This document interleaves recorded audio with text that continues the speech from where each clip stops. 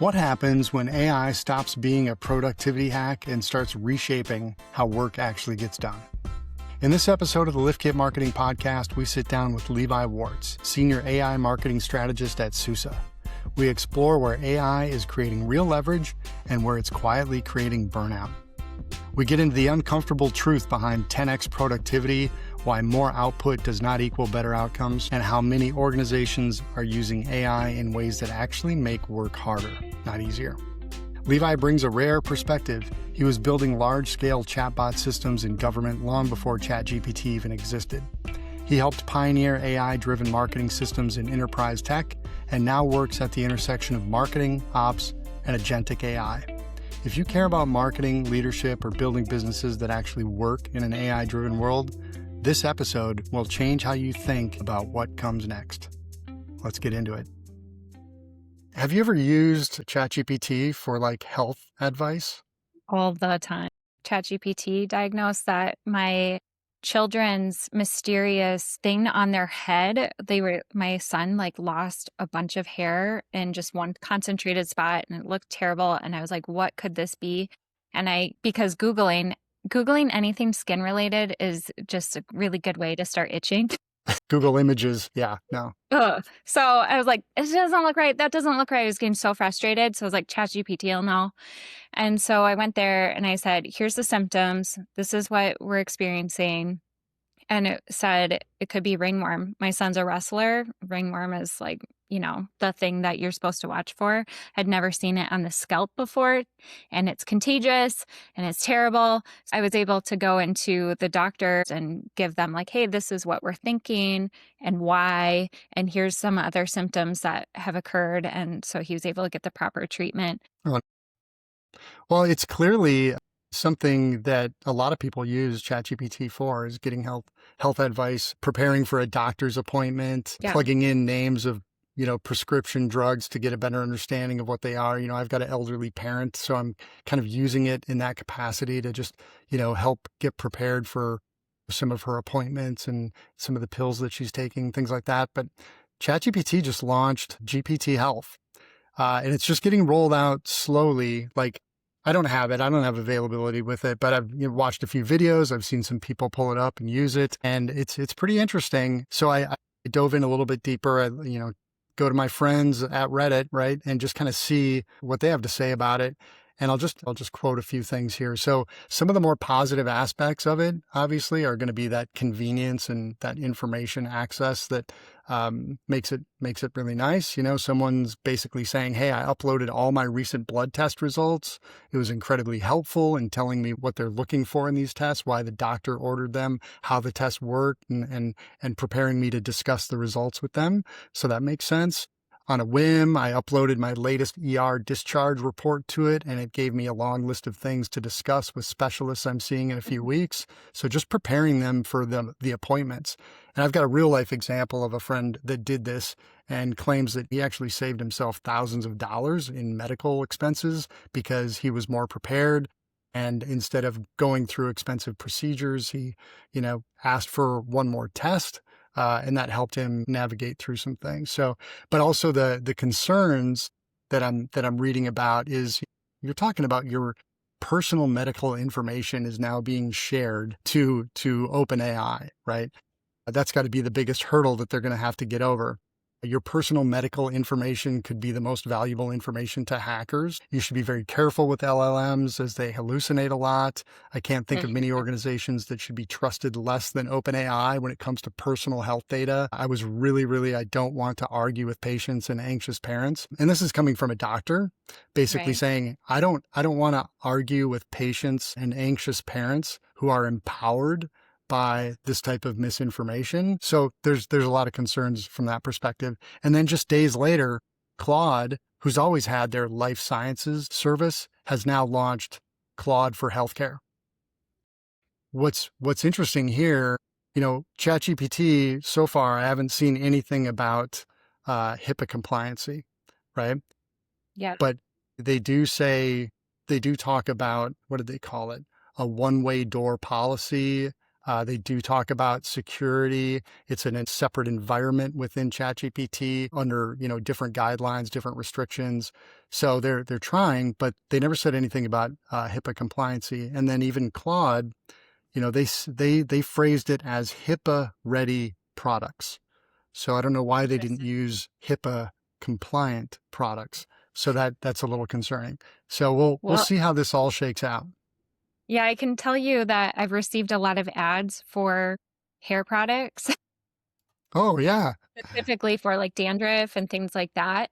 So I know I felt like, well, I did Google it, so I can't differentiate which one was tracked to give me those ads. But I think that's where that issue is. Like the information is being passed along somewhere. And to advertisers, is that a breach of HIPAA compliance, or is that something that we as consumers want? So we'll see. Yeah. I also diagnosed my friend, and she went to the doctor and they did tests, and ChatGPT was totally wrong. Oh no. Yeah. Yeah. So it's gonna take some. There's going to be some kinks to work out. But speaking of ads, it's not going to be long before you see ads in ChatGPT.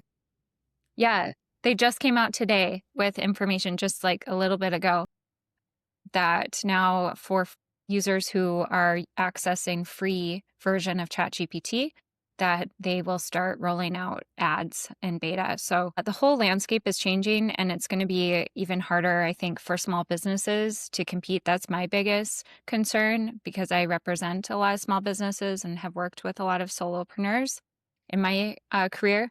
And it just becomes more difficult to enter the space when you have to pay on all of these different platforms. So we'll see how that shakes out. Yeah. Well, I think you're going to like our guest today. I've seen him on a few webinars recently, and I'm really excited to have him on the show.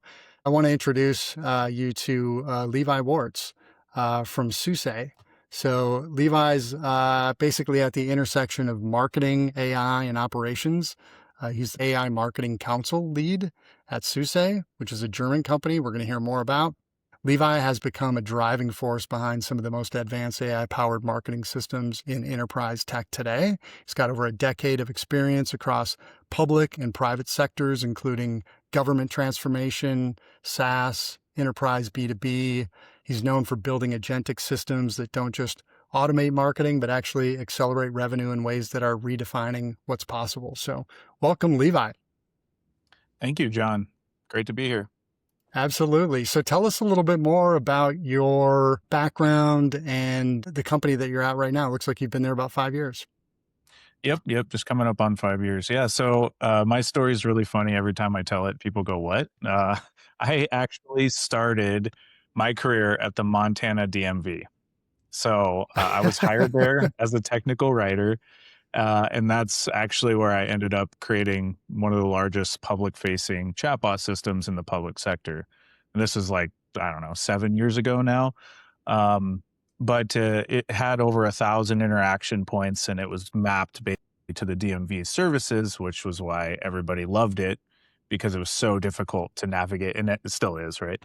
Super difficult to navigate the DMV, and everybody hates it. So we created what we called BEN, which was Bot Enhanced Navigation, that walked them through their services and what they needed, and made sure they had everything they needed to show up for appointments, because that was their main pain point, right? They'd show up, be like, oh, you don't have the right form.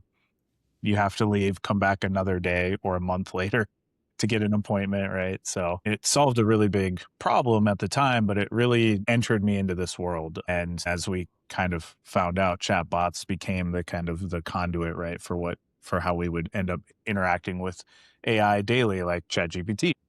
That just sounds like an area just ripe for disruption, and AI could obviously made a difference. Is there any aspect of AI involved in that process for you? No, I mean, not back then, right? So this is like 2016-ish, about 2017, when I got started with it. And really what it was a flow builder, right? Which we've seen kind of explode in technology in different ways. And what as I was actually in a field office and I was hearing the people doing the job and the customer complaints. And so I asked the actual people who were doing the job, that was the key, what happens? What do they need to do? What are the common things that they miss and cause frustration? And so I mapped it to the actual people doing the job, right? And there, instead of like what our website said or what our administrator said, and that allowed it to function really close to the customer. So it's kind of like, big lessons learned at the time, but that's what made it successful. Just mapped directly to what was actually happening and what people were actually, experiencing. So was that job given to you, or did you just recognize that there was a gap and then advocate for that position? Yeah, the common theme in my career is I went and found the gap and went and did it. So I stumbled across the technology just by happenstance. I spent about an hour building, on a little like demo, and said, "This is the future of digital experience right here, right now." I knew it. So I just, at the time, my administrator and boss were like, "Hey, sure, you got to keep doing your job. Whatever you want to do on the side, that's up to you." So I spent 3 months building this, like obsessed with it, and lots of lessons. No pay? This was just like on your own time? Yeah. Pretty much. Yeah. So, and government's notorious for that anyways. I never got promoted in this job either, even though like I revolutionized their customer success, their customer phone. The only way you could reach them was through phone. And then I created a whole system through these chatbots that would field their question, route it to the correct desk, and then they could respond via email, and it like reduced phone call volume and lots of revolutionary stuff. But I always said government's just the easiest place to innovate because it's so bad. Well, maybe you should start being on more of a national stage. Could use some of your efficiencies probably across the board. But so can we like jump back a little bit in your journey? I served in the Marine Corps, so that was a natural progression. I was kind of interested, right, in continuing public service and whatnot. So when that opportunity presented itself, I was just fresh out of college, just got my writing degree. That was what I had, a degree in professional writing. So they're like, "Hey, technical writers," like, awesome. I'm great. I'm honored to get a job, like grateful to have a job out of college, right? But naturally, I've always kind of been drawn to technology. So what they had said is, "Hey, you're responsible for the website." And that's how I kind of flowed into this discovery of chatbots and how they could create a different engagement layer than text down a page, because that was the traditional government website, especially back then, was just endless text down a page, not engaging, really hard to track what was going on. And there was a huge opportunity to kind of consolidate that. And the lessons I learned, right, is as I was building chatbots, and I would build extremely long messages, realized nobody could read them. And this is a lesson people up until recently with AI coming out, but even AI made that mistake, generating too long of a message. That would, if you're on your phone, right, you have to scroll back up, bad experience. So I learned all these kind of like tips and tricks that I had actually learned in college to become a writer, right? Making things concise and very direct as to what you're trying to communicate became critical to building this stuff and communicating. So became, kind of an expert at communicating these things through these tools, through these experiences, which has served me through my career to this point very well. Kind of like the core, like one of those core competencies that just always provides value.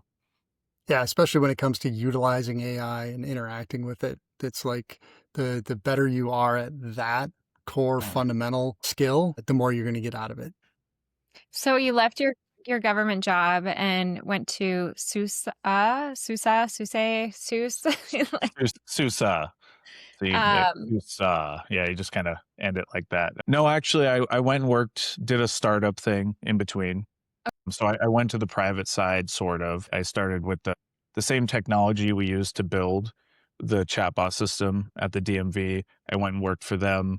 We were trying to create like another spin-off startup for government only, because we saw that, that opportunity there. But they're still in business. They're still doing their thing. But or you just were looking for something different? It was kind of both, right?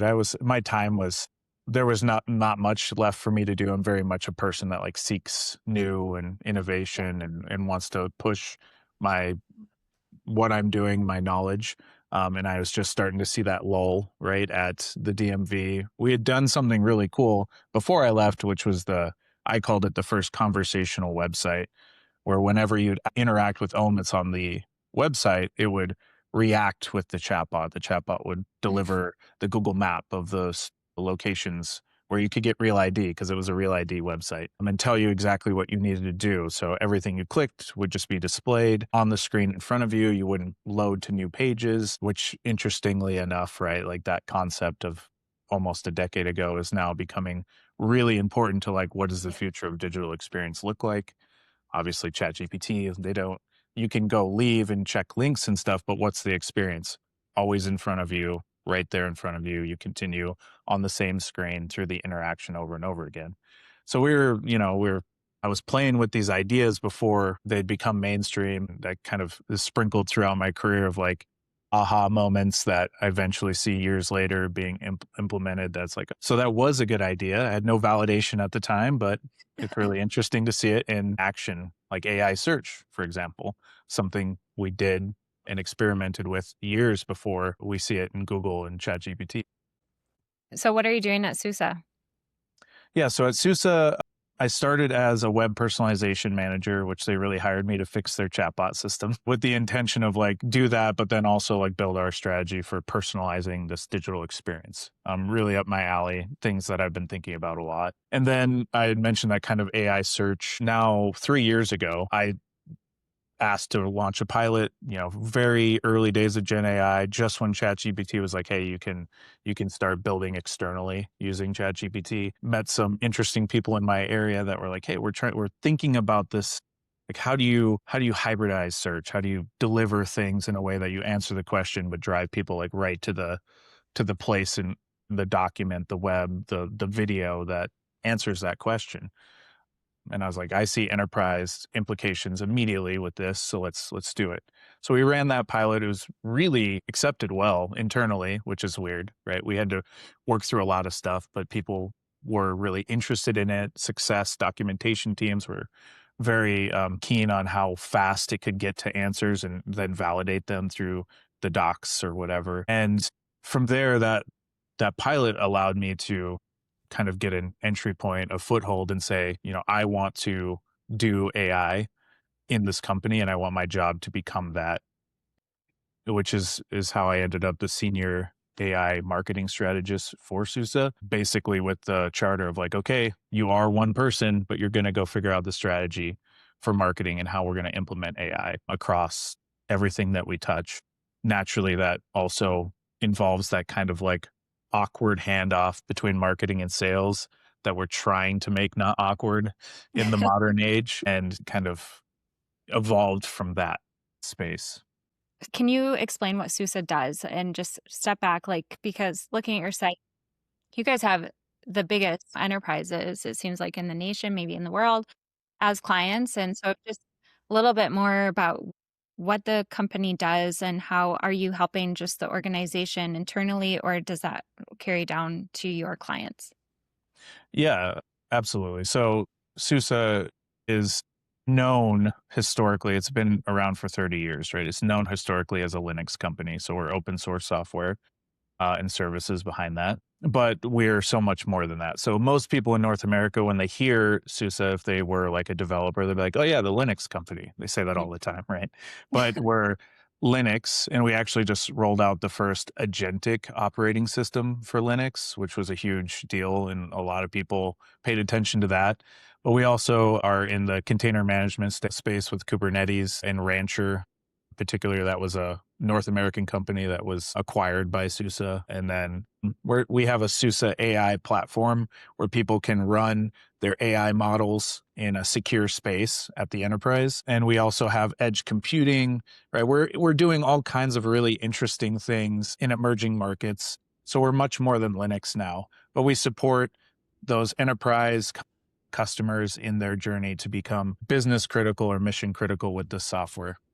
So one of the things you talk about is a little bit about employees and burnout. So why the promise of AI has often translated into more work for employees, not less. I'd love to hear more about that. Yeah, absolutely. This is really important to me, right? Because as somebody who represents the AI strategy at my company, I am also responsible for what that outcome is. And it's a journey, right? We're all going to make mistakes along the way and learn lessons. But for me, I think the biggest problem is leaders not being connected to what that actually means at an organizational level, a structural level. Particularly, it's the pace of which this has increased is I continually hear more and more and more leadership individuals across everywhere, not just internally, but lots of external narratives about 10xing employee output. We need the 10x developer. We need the 10x marketer. And they say, like, imagine how much we could do with that. And my statement to that is it's incredibly misguided. Completely misses the mark on why we would implement this technology and what we would do with it, because output does not equal outcome. And that's an incredibly important point. The outcome is what actually matters. I relate this to like, and no offense to anybody that does this, but the person that's in the office 12, 15 hours a day, and they point at the time in the office as, see, look at how committed and productive I am.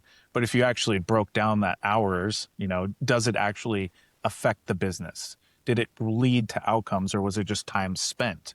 And so this is the problem with AI today is leadership is saying, well, you can output more, so output more. We want more of that output. And what they fail to realize is if that is not a really end-to-end automated system, and it really isn't today yet, right? We're not quite there. We're still on the early stages, to be completely honest, in a lot of ways. What that means is somebody has to deal with delivering that, creating that, reviewing that, setting up systems to handle it all. There's so much more work beyond just the output of, say, content. You can create endless documentation, slide decks, images, emails, copy, but there's so much more that goes into actually executing on that. So I feel the pain of anybody who's trapped in this kind of like paradigm right now of we can do so much more, so go do it. And for me, like that lesson to leadership, right, is, again, I already said it, but it's the outcome. The outcome matters. If you are only 2xing your output or 3xing your output, but you're getting 10x your outcome, that's the goal, right? Not tripling your email nurtures, because you can now generate more email nurtures to each persona, right? Or whatever. My question is, does that convert? Does that actually move the needle? Yeah, that's great. I mean, if you think about if culture and happy employees is something you value in your corporation, and you've got these people that are, they're pushed to the limit. They're working so hard. And now you're like, okay, we're going to bring AI in. We're going to, train you on some things, and we're going to look for some efficiencies. You've basically got two paths to go down. You can be like, okay, these efficiencies are going to mean you're going to be able to output more, similar to what you're saying. But on the flip side, what if we could actually give you some of your life back, right? Like, have a little more balance. Your 9 hours a day of working shouldn't be jam-packed with stressful tasks and deliverables to the point where you're exhausted when you go home. Work should be a place, where you go and feel productive, and you've got the right tools and the resources, and you do have time to take a break and to socialize with people and build culture and things like that. If AI could help with that and increase productivity and efficiencies, then you've got a win-win. Yeah, I mean, absolutely. For me, it was sold as an opportunity to reduce manual tasks and work to be more strategic and creative, but that's not how it played out in actual, once it was implemented, it was, oh, if you have 4 more hours, then please output for 4 more hours. Yeah. Right. And so it was sold one way. Businesses just have that way of kind of like forgetting that was the point. And I think, another common thing that I've heard from leaders is they say, okay, great, we have AI, go explore. And that's their enablement. They consider that enablement. And they should be thinking about organizationally, as I had mentioned, what does that actually mean? What is the enablement that I actually need to get my employees capable of using these tools and being successful? Because asking anybody to just go explore is such an unfair ask, for one. Like, I spend a lot of my time doing that because that is my job. I constantly am learning, reading, consuming, thinking about, and then connected to, larger systems.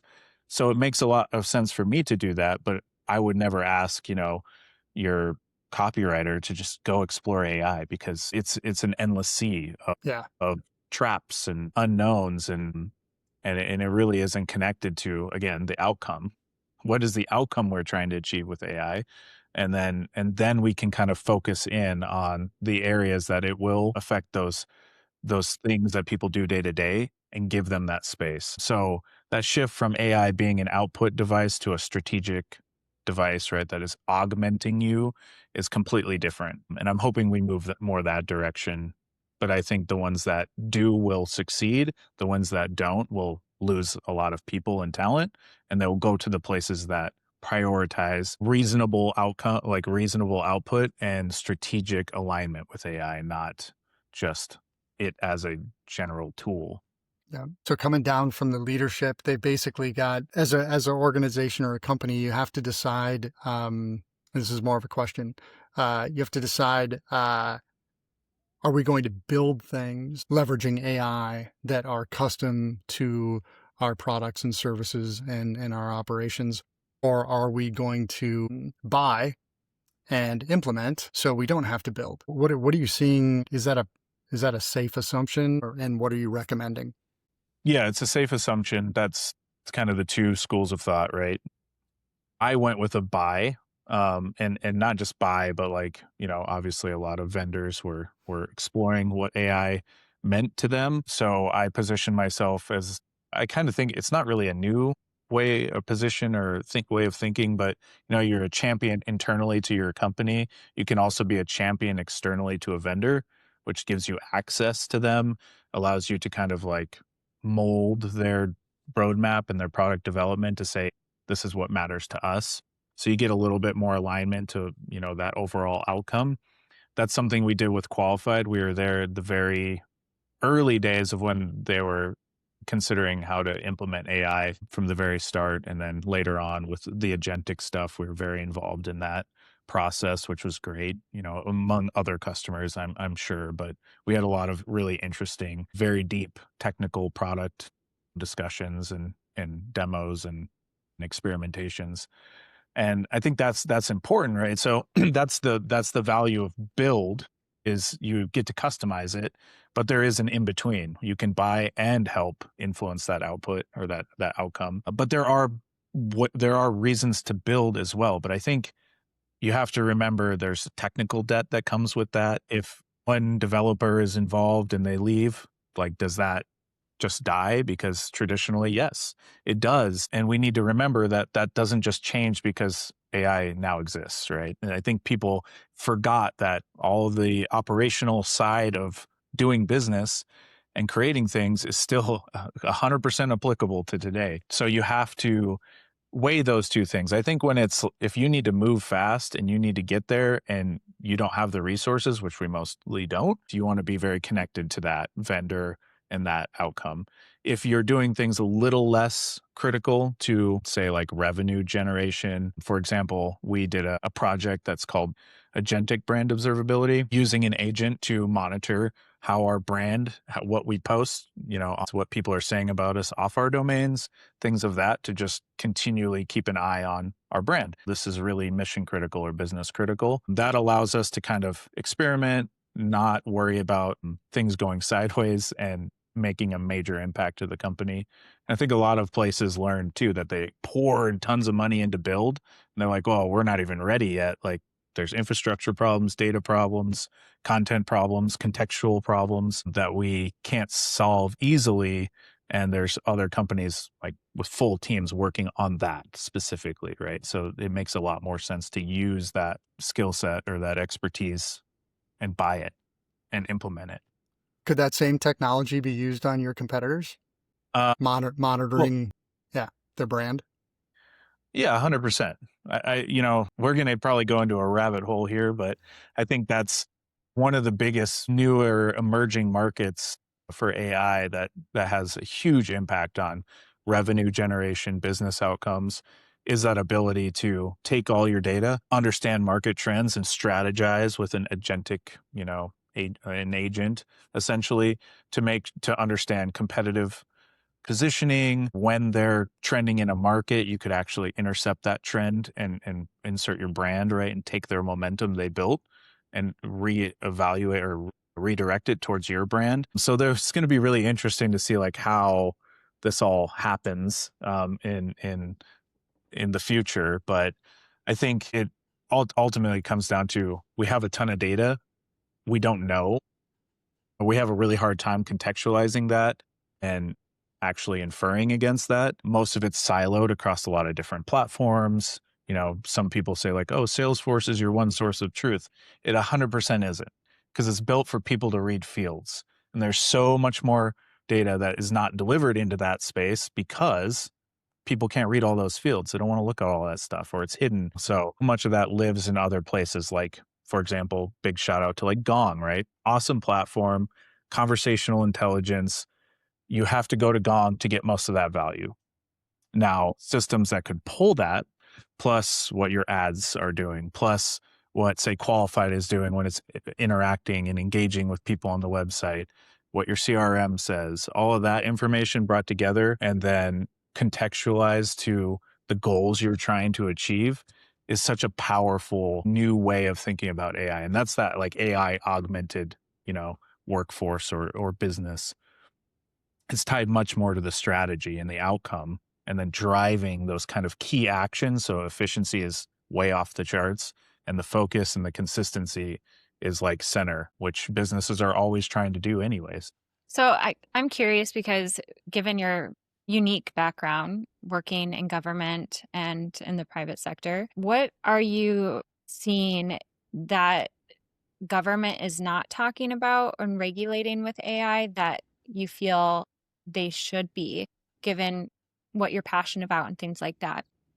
Yeah, that's a really good question. I've kind of removed myself from the government side a lot over the years, and haven't thought too much about it. But I'm still passionate about it because it's like, it's part of our lives, right? We have this engagement with government. That's what really motivated me in my days working with government, to fix that, because it's important. I think government is unnecessarily friction filled, and it could be a lot more frictionless. But there's so many problems to that, right? Like, are the government employees incentivized at all?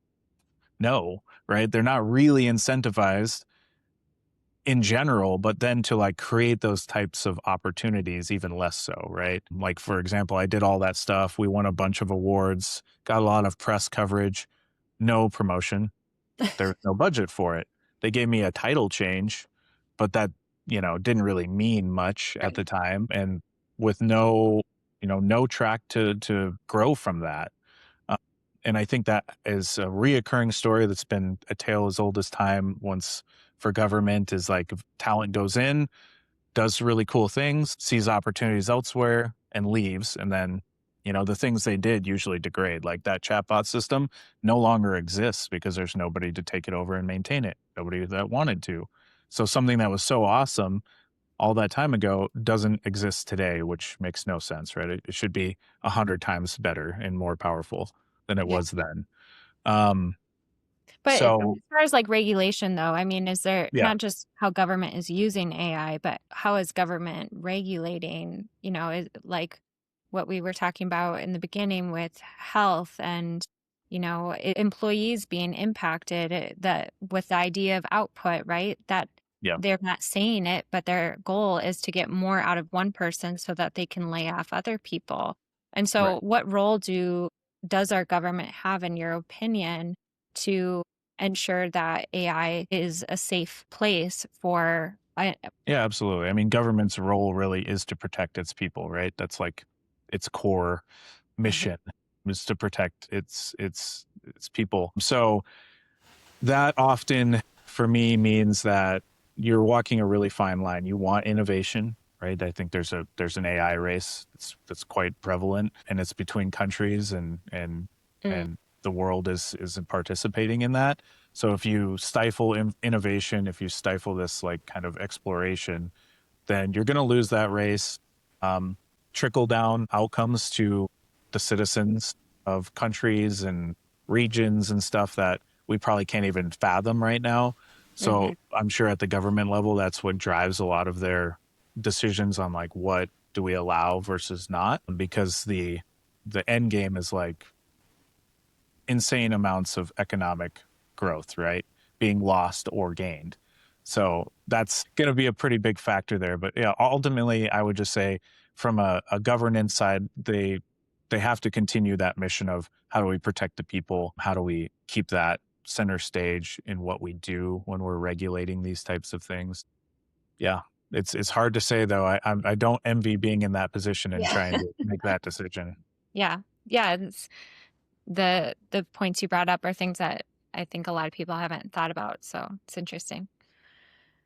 So you mentioned Qualified earlier, which is a SDR AI driven type of product. I want to hear a little bit more about that. I think I read somewhere that you've helped generate, millions in terms of pipeline leveraging AI systems. So what's been the key to making AI drive actual business value and bring in new clients for customers?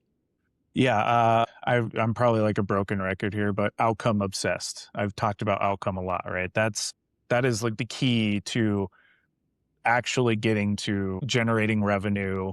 This is where I see a lot of people failing as they think about, well, we'll automate these manual tasks with AI. And that's not really an outcome driven strategy, right?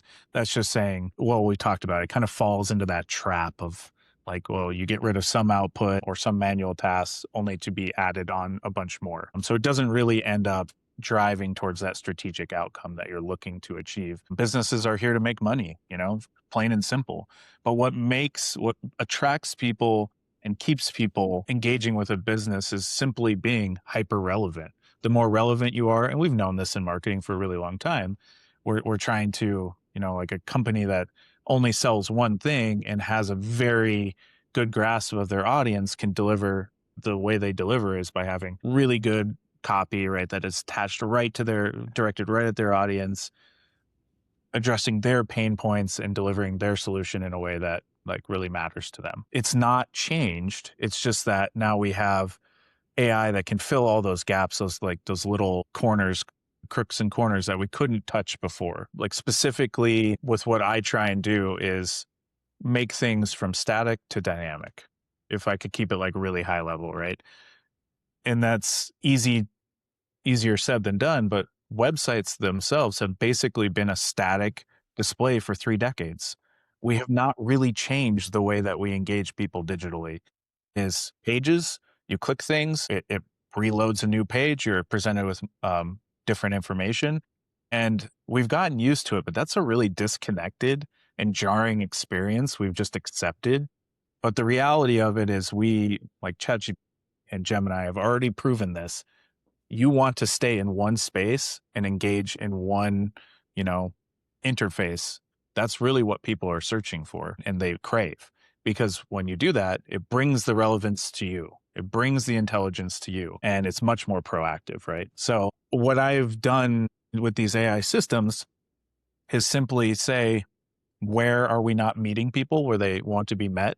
How are we going to bring that relevance to them when we meet them there and make sure that what it is very engaging? So with Qualified, they've they were initially just a kind of a chatbot type interface, but they did really good handoff to like meeting booking to get them in touch with a human. That's important. With the AI SDR, it now contextualizes each visitor and understands what they're looking at, why they care about it, and understands like 3, say, pieces of content that are super relevant to them. So in its engagement with that individual, it stays relevant. It offers things that matter to the person. That's going to convert. It's pretty simple, right? They're going to click more. They're going to care more. And the agentic side with the emails and whatnot, same thing. We built it in a way that just stayed hyper relevant to what the person was doing. So if they engaged with an event, if they engaged with a piece of content, naturally the agentic system would respond to that specific action and talk about that specific action as it relates to our business and what we offer to them specifically. And, that's what's changing and driving these kind of revenue and these outcomes. Yeah, it's kind of like going from these audience segments, these 10 audience segments with these 10 different sequences to something that is just entirely dynamic and one-to-one. 100%. And it's funny because we were just talking about email nurtures recently, and everybody thinks about like segment that audience, cut them down.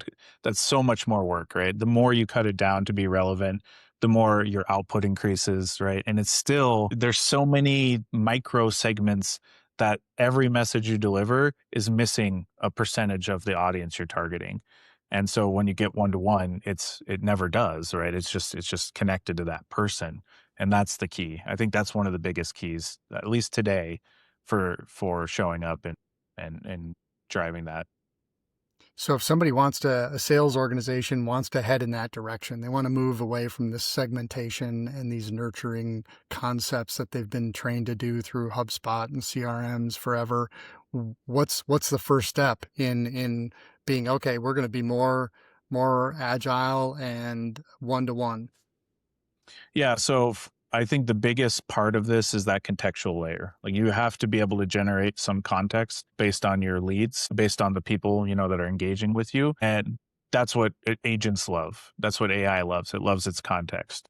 And that's what makes it powerful. Hence, a lot of things that have been happening like MCPs and whatnot are really designed to help deliver that context when it matters and how it matters to the agent, to not overwhelm it, but give it super focused, context that is situational.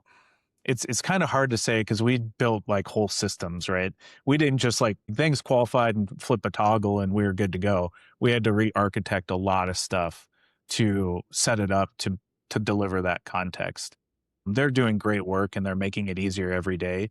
But the idea of just flip a toggle isn't the reality still today. And it shouldn't be, right? Because we don't want to go there. We actually want to be very obsessed with all of this stuff. This is the human element that matters in business. We don't want to get rid of the human. We want to empower the human. And, my guiding star on this too, which I should share before I get into talking about like how you optimize a system and whatnot, is that AI is here to scale human relationships, not to replace human relationships. If you're using AI to replace humans and make everything transactional, as fast as that person came into your business, they transact away from your business. The only thing holding them there is the human connection, the human relationship, which is what we've always tried to build. But again, like it's so easy to walk away from what has always worked and what's important with what's, trendy and shiny right now. So that's my guiding North Star. Everything I build with AI is actually driving towards empowering humans to connect and build relationships. So yeah, it's super important. Obviously, like B2C, maybe it's a little bit different, right? Like you can be a little more consumer and transactional, but still, I think the brand is building a relationship and trying to, own that. B2B, it gets a lot more serious, I guess, in that like relationship building because you're dealing with multiple people and lots of different components to it. But yeah, the system, like really, I mentioned this before, right? Outcome obsessed, focusing on the outcome. So some things that like what I'm really excited about is a company called Amoeba AI. And Amoeba is thinking about how do you connect all your data and turn it into a strategic kind of system, right, that augments what you're doing. So you can look at your goals from the C-suite, say, these are the things I want to do. It goes through all your data and says, okay, here's what's actually happening. Here's the causal factors that are connecting this stuff and what is actually mattering. And then you can create goals and track those goals, get insights, recommendation, action items. And those can waterfall down to the whole organization so that everybody's like hyper connected and focused on that outcome, that strategy. I think that is something that anybody can do today is like take control of your data and use it to be strategic and understand where you need to make those moves. The second thing is probably was really the first thing, that contextual layer, right? Figuring out ways to bring the information. Like for us, our campaign information in Salesforce was disconnected to the record, the lead record. So we simply just brought that information onto the lead record, right? This was their last touch. This is what this is what it was about. This is where it fits in the product solution set. So the AI had tons of information to use to be relevant. So whatever that those data points are that make you relevant to your customer, to your prospect, make sure that your AI can simply read them and use it. So those are good, I think, really good ways to think about how to get started. There's obviously a lot of extra to that, but we'll keep it there, I think, for now. Levi, you were like blowing my mind with a bunch of this stuff. You're super smart, obviously. And like, I was just Thank fun to listen to you. If you weren't doing this, what else would you be doing? Well, that's a good question. I live on a homestead, so I guess I'd be a farmer. No, I'm just kidding. Nice. I do live on a homestead. I don't think I would just be a farmer, though. I do like getting outside and building stuff, right? It's like physically with my hands. Yeah. I think it actually translates really well to the digital side in lessons learned. And there's I feel like more stakes when there's like lives of animals involved and whatnot. But I would probably be an astronaut. I could see that. Cool. It would be fun. I'm like obsessed with space. And that's something that I think is like this cool new emerging industry that's just going to be bigger than anything we could ever imagine. Well, not just space travel, just like space, like everything, right? Like what does resources gathered from space look like in the, hundreds of years from now and all of that. It just excites me a lot what that industry could be. Nice. What's the last thing that you built? Like physically outside? Yeah. I built a goat shelter with like a metal roof and all kinds of, it was great. Put siding on it. For my billy goats, my male goats, we have 2 of them. They stay separated for obvious reasons, but I built it for them so they could have this like nice space to winter in. But they're usually like out in the fields, picketed, eating the pastures down and living their best lives outside when it's not winter. Right. That's pretty cool. So Levi, we started talking about GPT health and the rollout of health and Claude health. What's your take on all that? Is it something that you've utilized personally? Where do you think that's going?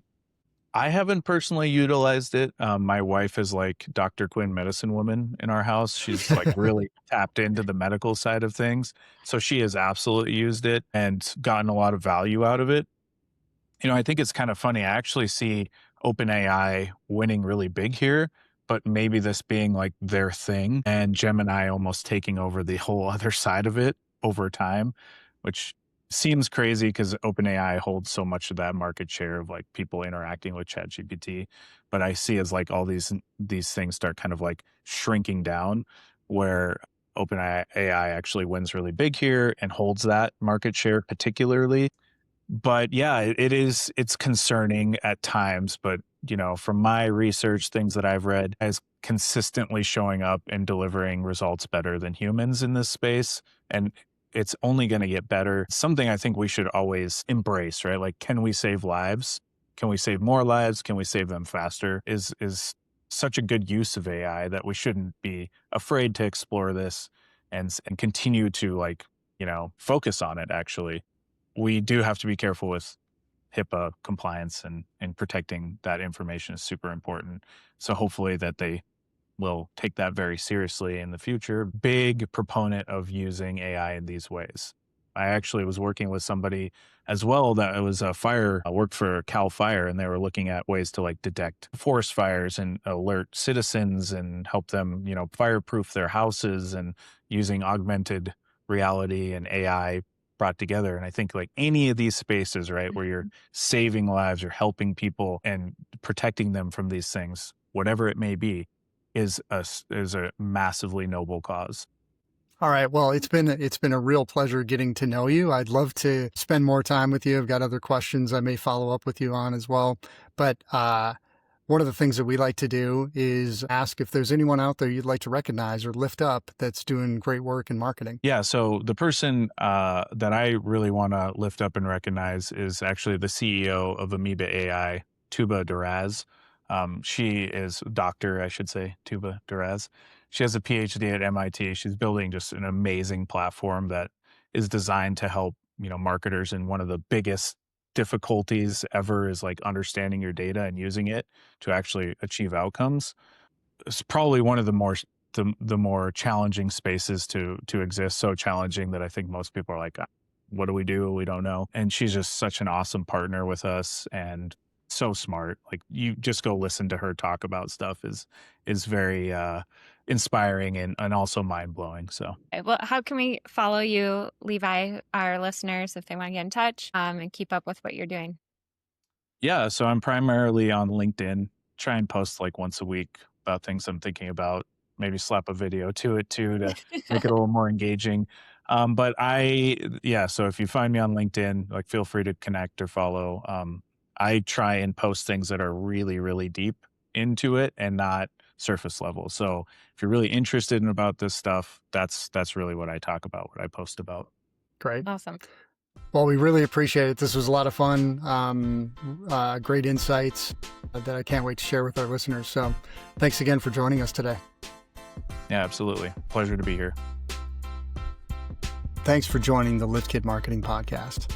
I'm your host, John Hoeft, founder of LiftKit Marketing, a consultancy dedicated to supporting agencies and marketers with their digital growth strategies.